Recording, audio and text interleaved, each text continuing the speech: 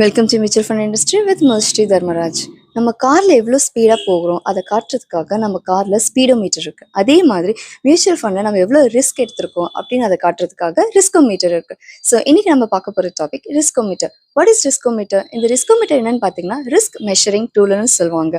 SEBI தான் இந்த ரிஸ்கோமீட்டரை introduce பண்ணாங்க. இதோட பர்பஸே என்னன்னு பார்த்தீங்கன்னா, இன்வெஸ்டருக்கு அவங்களுடைய ஸ்கீம் வந்துட்டு நம்ம எவ்வளோ ரிஸ்க் இருக்குது அப்படின்னு அவங்களுக்கு ரொம்ப ஈஸியாக ஸ்னாப்ஷாட்டாக இருக்கிறதுக்காக தான் இந்த ரிஸ்கோமீட்டர் டூலை அவங்க இன்ட்ரடியூஸ் பண்ணாங்க. எல்லா ஏஎம்சிலையுமே அவங்க ஸ்கீமில் கம்பல்சரி இந்த ரிஸ்கோமீட்டர் இருக்கும்.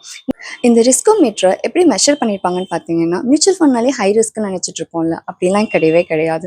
இதில் வந்துட்டு ரொம்ப லோ ரிஸ்க்லேருந்து ஸ்டார்ட் ஆகும். ஸோ லோ கேட்டகரியிலேருந்து ஸ்டார்ட் ஆகி அப்படியே கொஞ்சம் கொஞ்சமாக இன்க்ரீஸ் ஆகிட்டு வெரி ஹை ரிஸ்க் வரைக்கும் வரும். ஸோ இதோட கலர்ஸ் கூட அவங்க வெரிஃபை பண்ணியிருப்பாங்க.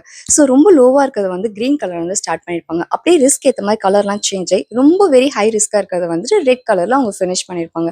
இதோட பெனிஃபிட்ஸ் என்னென்னு பார்த்தீங்கன்னா, ரொம்ப டிசிஷன் மேக்கிங்காக இருக்கும், ரொம்ப சிம்பிளாக இருக்கும், அது மட்டும் இல்லாமல் ரொம்ப டிரான்ஸ்பரன்சியாக இருக்கும். இதில் இருக்கிற நம்ம ரிஸ்கோமீட்டரை இன்னும் நம்ம என்னோட அப்கமிங் வீடியோஸில் நம்ம ரொம்ப இன்டெப்த்தாக டீட்டெயில்டாக நம்ம பார்க்கலாம். சரிங்களா? அதுக்கு முன்னாடி நீங்கள் ஆல்ரெடி இன்வெஸ்ட்மெண்ட் பண்ணியிருக்கீங்கன்னா நீங்களும் போய் உங்களோட ரிஸ்கோமீட்டரில் செக் பண்ணிக்கோங்க, உங்களோட ரிஸ்க் வந்துட்டு எந்த அளவில் இருக்கு. உங்களை நான் நெக்ஸ்ட் வீடியோவில் பார்க்குறேன். நன்றி, வணக்கம்.